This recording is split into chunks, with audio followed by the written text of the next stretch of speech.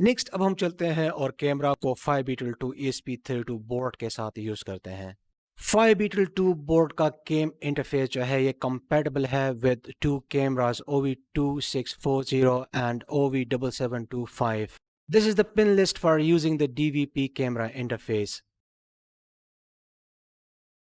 यह है OV2640 camera model जो मैं अभी FireBeetle 2 बोर्ड के साथ यूज़ करने वाला हूं। तो जैसे कि आप देख सकते हैं FPC फ्लेक्सिबल प्रिंटेड केबल के बैक साइड पे जो पिन नंबरिंग है यह स्टार्ट हो रही है राइट साइड से, और जो FireBeetle बोर्ड है इस पर आप देख सकते हैं ये white dot next to the camera port which indicates that this is the pin number 1.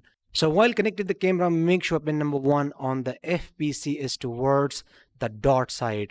जैसे कि आप देख सकते हैं मैंने कैमरा को कनेक्ट कर लिया है और अब हम रिक्वायर्ड लाइब्रेरी को Arduino IDE में इंस्टॉल करेंगे। while your Arduino IDE is open, आप लोगों ने स्केच के मेन्यू में जाना है, फिर वहां से इंक्लूड लाइब्रेरी में and click on the aid.zip library. Browse to a location and select this library. You can download this library from the article available on electroniclinic.com. तो जैसे कि आप देख सकते हैं ये लाइब्रेरी मैं ऑलरेडी ऐड कर चुका हूँ। गाइस ये है वो प्रोग्राम जो आप लोगों को लाइव वीडियो स्ट्रीमिंग के लिए चाहिए होगा, तो आप इसे मेरे वेबसाइट से डाउनलोड कर सकते हैं। मैंने लिंक ऑलरेडी नीचे डिस्क्रिप्शन में ऐड कर लिया है। एनीवे जब आप इस कोड को ओपन कर लें अपने Arduino IDE में, तो आप लोग नीचे जाएं और इन वाईफाई क्रेडेंशियल्स को चेंज कर लें। कोड को अपलोड करने से पहले मेक श्योर कि आप लोगों ने FireBeetle 2 बोर्ड का करेक्ट वर्जन जो है वो सेलेक्ट किया है, जो कि है DF रोबोट FireBeetle 2 ESP32-S3। इसके अलावा आप लोगों ने ये भी मेक श्योर करना है कि जो आपके साइट पे जो पैरामीटर्स हैं ये एग्जैक्टली मैच होने चाहिए विद माय पैरामीटर्स, जो मैंने ऑलरेडी LED ब्लिंकिंग के एग्जांपल में एक्सप्लेन कर लिए हैं। Finally select the communication port and then you can click on the upload button.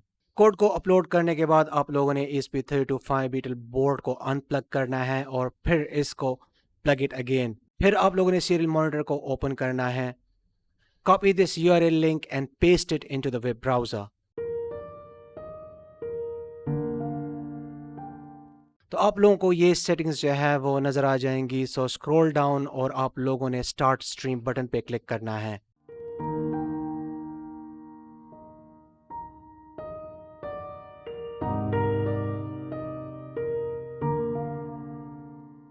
आप सेम लाइव वीडियो स्ट्रीमिंग जो है अपने सेल फोन पे भी कर सकते हैं।